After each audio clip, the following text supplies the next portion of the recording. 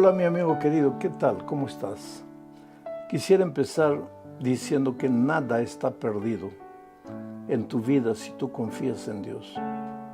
Por más que la noche te parezca oscura, por más que la circunstancia que vivas te parezca que no tiene solución, Jesús está a tu lado y es capaz de abrir las puertas, las ventanas, hacer que la noche desaparezca y que nazca el sol de un nuevo día en tu experiencia.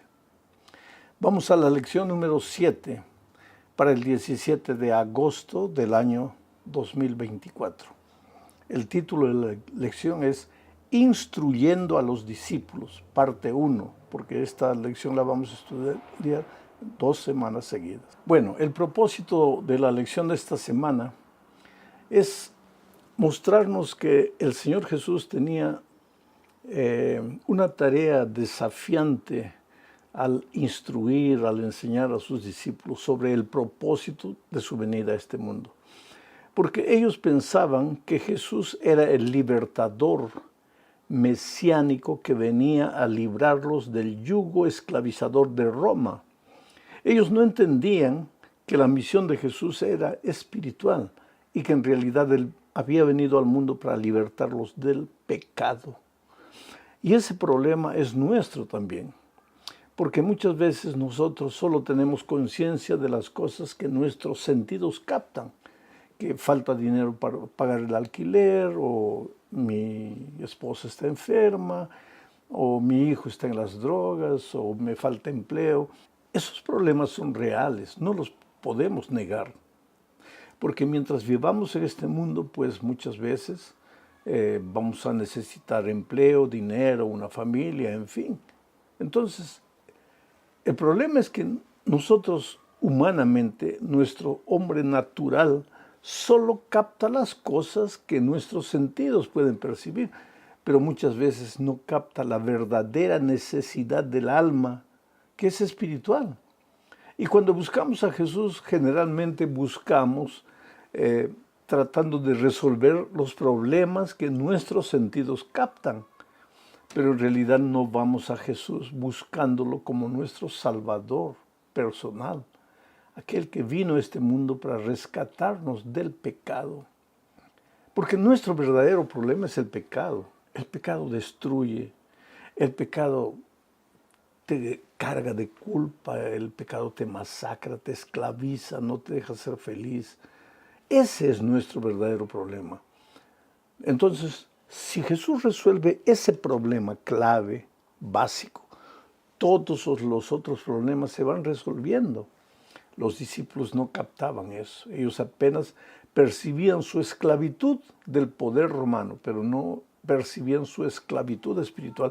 Entonces Jesús tuvo que enseñarles poco a poco que Él había venido a este mundo con una misión que no era la que ellos esperaban. No era un libertador militar, era un libertador espiritual. Esto nos lleva a la primera parte de la lección, donde el Señor Jesucristo opera un milagro, pero un milagro con el propósito justamente de abrirles los ojos a los discípulos a la realidad espiritual. Leo este milagro en Marcos capítulo 8, versículo 22 al 26. Voy a leer y voy a comentar. Dice, vino Jesús luego a Betsaida. Esta expresión es interesante, vino a Betsaida. Ahora cierra los ojos e imagina. Vino Jesús un día a esta tierra. ¿De dónde vino? Del cielo. Los seres humanos en sus tiempos pensaban que Él venía de Nazaret. De Nazaret puede venir algo bueno. Jesús no venía de Nazaret, venía del cielo. Pero en esta tierra muchas veces vino a diferentes lugares, llegó a diferentes lugares con el propósito de libertar. Dice el texto, vino luego a Betsaida y le trajeron un ciego y le rogaron que le tocase. Nuevamente encontramos aquí amigos compadecidos que llevan al ciego a Jesús. ¿Te acuerdas del milagro en que los amigos llevaron a un paralítico, hicieron un hueco por el techo para llevarlo a Jesús? Bueno, es que hay gente que se compadece de personas que están sufriendo. Qué bueno es que este sentimiento exista en el corazón humano. Estos le trajeron un ciego a Jesús y le rogaron que le tocase. Entonces, dice el texto bíblico, tomando la mano del ciego, Jesús le sacó fuera de la aldea y escupiendo en sus ojos, le puso las manos encima y le preguntó si veía algo. Él mirando dijo, veo los hombres como árboles, pero los veo que andan. Luego le puso otra vez las manos sobre los ojos y le hizo que mirase y fue restablecido y vio de lejos y claramente a todos. Y lo envió a su casa diciendo, no entres en la aldea ni lo digas a nadie en la aldea. Recuerda que dije al principio, Jesús operó este milagro para enseñarles a sus discípulos que así como en este milagro la visión vino progresivamente, el conocimiento, o sea, la visión espiritual también viene progresivamente. Jesús encontró aquí a un ciego, hizo un ritual extraño, lo llevó afuera, le escupió en los ojos, después le tocó y le dijo, ¿qué ves? Y el ciego vio a los seres humanos como árboles que se movían. Entonces Jesús le tocó otra vez y le dijo, ¿y ahora qué ves? Y él dijo, ahora sí veo claramente.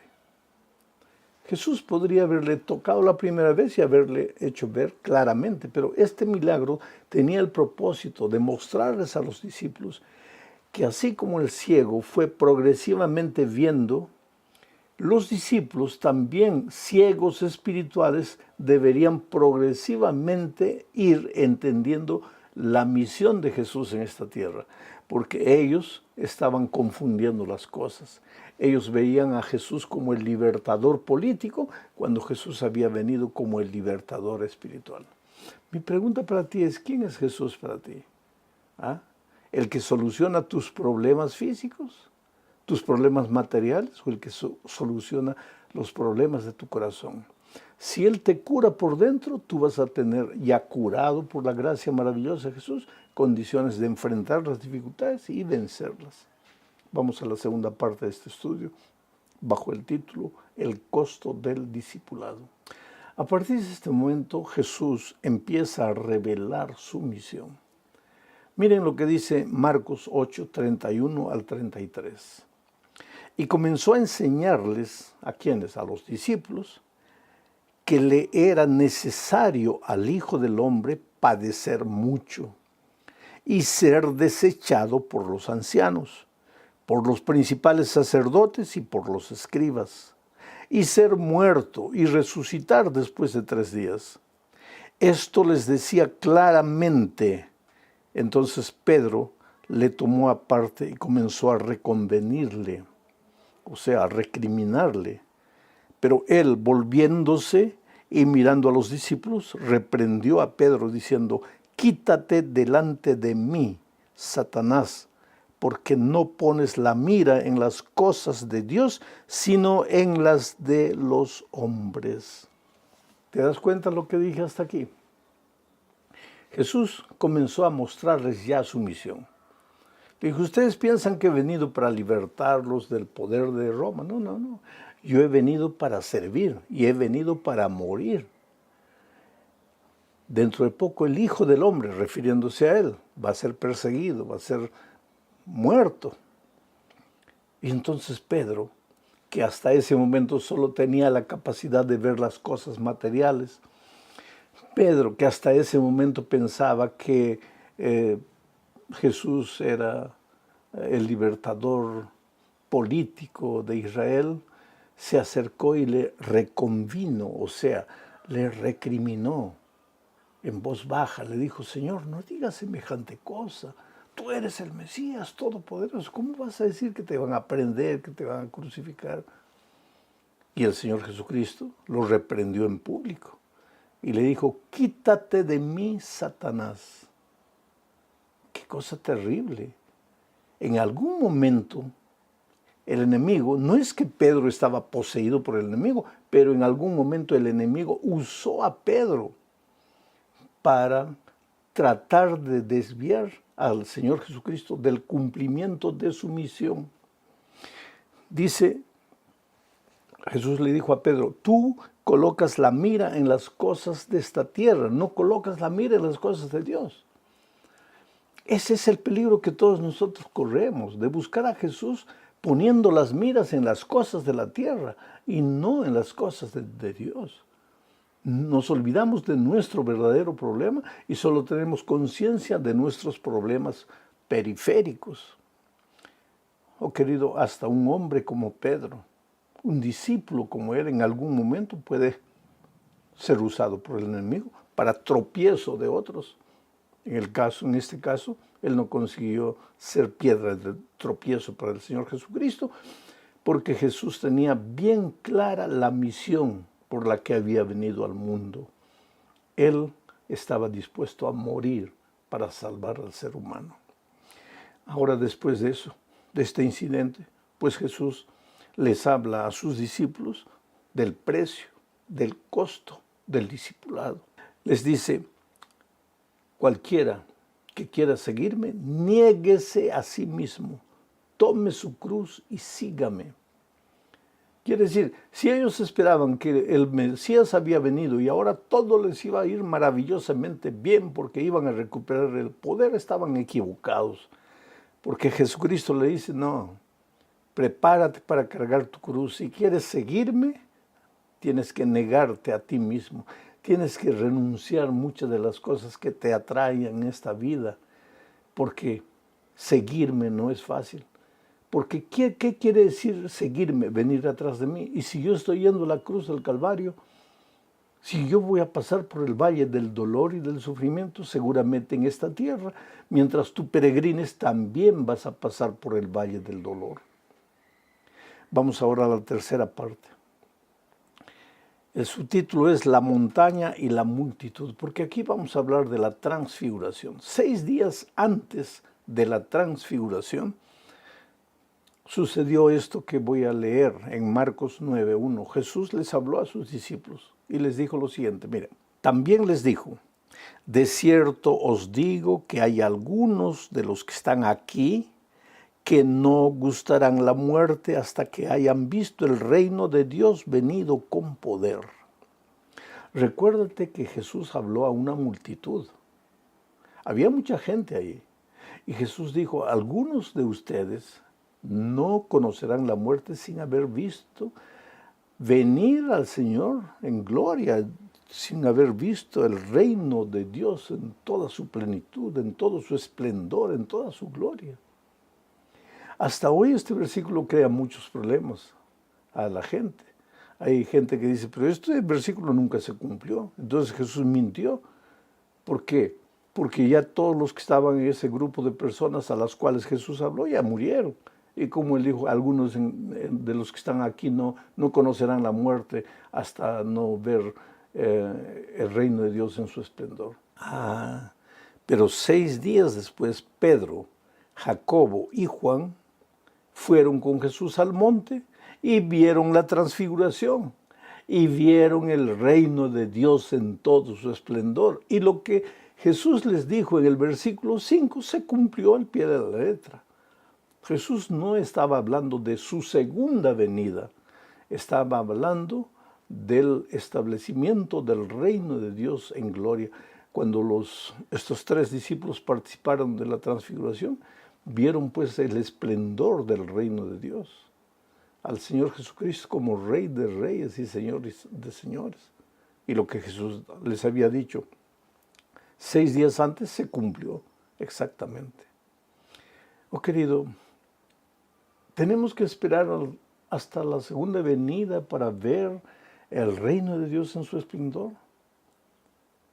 Bienaventurados aquellos que cuando están solos cierran los ojos y aunque con sus ojos físicos no pueden ver, con los ojos espirituales contemplan la gloria de Dios en su esplendor. Bienaventurado eres si en tu caminar diario, al ir a trabajar, a estudiar en la calle, aprendes a vivir en el espíritu espíritu del reino de Dios, aunque rodeado de miseria, de dolor, de violencia, aunque rodeado de pecado, eres capaz de ver la gloria de Dios en su esplendor. Esta es una experiencia que todos los cristianos debemos tener, aunque todavía no ha llegado el día de la venida de Cristo. La cuarta parte habla de quién es el más grande. Es que Jesús hablaba de su reino. Jesús hablaba del dolor que se aproximaba. Jesús hablaba de que su reino no era un reino de poder terrenal, sino espiritual. Y sin embargo los discípulos pues no entendían, así como el ciego que fue abriendo los ojos paulatinamente, ellos paulatinamente también fueron abriendo los ojos espirituales para entender que la misión de Jesús era redentora del pecado, no salvadora del poder de Israel. Leo lo que dice Marcos 9, 33 al 35. Este es un incidente interesante. Mira, y llegó a Capernaum, y cuando estuvo en casa les preguntó, ¿qué disputabais entre vosotros en el camino? Mas ellos callaron, porque en el camino habían disputado entre sí quién había de ser el mayor. Entonces él se sentó y llamó a los 12 y les dijo, si alguno quiere ser el primero, será el postrero de todos y el servidor de todos. Es interesante, estaban dirigiéndose a Capernaum. Y el Señor Jesucristo notó que los discípulos se quedaban para atrás. Él tal vez los esperó, pero ellos disminuían la velocidad. Entonces Jesús pensó, ellos no quieren mi presencia, quieren quedarse atrás. Y fue adelante.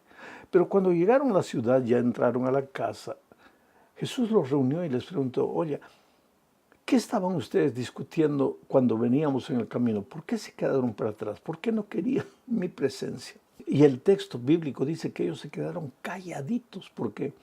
Porque por el camino habían discutido quién de entre ellos iba a ser el mayor. Imagínate, Jesús hablando de su dolor, de su muerte, hablando del costo del discipulado, y ellos pensando quién de nosotros va a ser el principal en el reino de Dios, quién va a ser el mayor, quién va a ser el jefe, el gerente, el presidente, quién. Se quedaron callados porque habían practicado el pecado del egoísmo, del orgullo, de la vanagloria. Es interesante que ellos se quedaron para atrás porque en la presencia de Jesucristo es imposible cometer pecado. Para pecar tú tienes que apartarte de Jesús. Tienes que abandonar a Jesús. Entonces puedes practicar el pecado. En la presencia de Él no. Por eso ellos se quedaron para atrás y comenzaron a discutir quién iba a ser el mayor. Ahora, Jesús no les dijo, ninguno de entre ustedes debe querer ser el mayor. Jesús no vino aquí para sacar del corazón humano el deseo de ser un líder, de dirigir a la iglesia. No, eso es un deseo legítimo. Pero Jesús vino a enseñarnos cuál es el camino para ser el líder.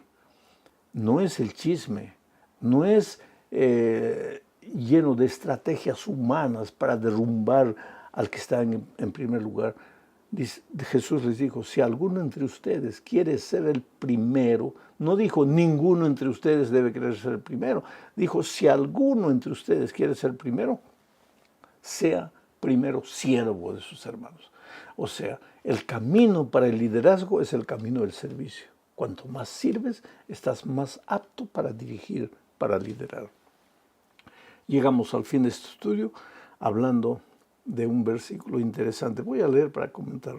Marcos 9, 43 y 44 dice, si tu mano te fuere ocasión de caer, córtala. Mejor te es entrar en la vida manco que teniendo dos manos ir al infierno, al fuego que no puede ser apagado, donde el gusano de ellos no muere y el fuego nunca se apaga. Interesante este texto, ¿no? Aquí Jesús no quiere decir que si tienes problema con los ojos debes literalmente arrancarte de los ojos, no. Aquí Jesús no está hablando de mutilación, córtate el brazo, córtate el pie, si estás yendo a lugares que no debes ir, córtate el pie para que no vayas. No es eso. Lo que Jesús quiere enseñar es, renuncia a todo lo que te ata a esta tierra. Renuncia a todo lo que te amarra a la mundanalidad de esta vida. Vamos a decir, si tienes problemas de música y la música te perturba y no puedes libertarte, ya se te ha creado un vicio con la música, entonces pues abandona la música. Es mejor que entres sin esa música que al reino de los cielos, que con todo te pierdas. Hay otro pensamiento interesante aquí, dice, es preferible entrar al reino de los cielos manco que con las dos manos ir al infierno, al fuego que no puede ser apagado. Aquí se habla nuevamente de las consecuencias. Si un día nos perdemos, no es que vamos a arder por los siglos de los siglos. Si un día nos perdemos, las consecuencias del pecado, del final del pecado, serán eternas. El pecado no se va a levantar por segunda vez.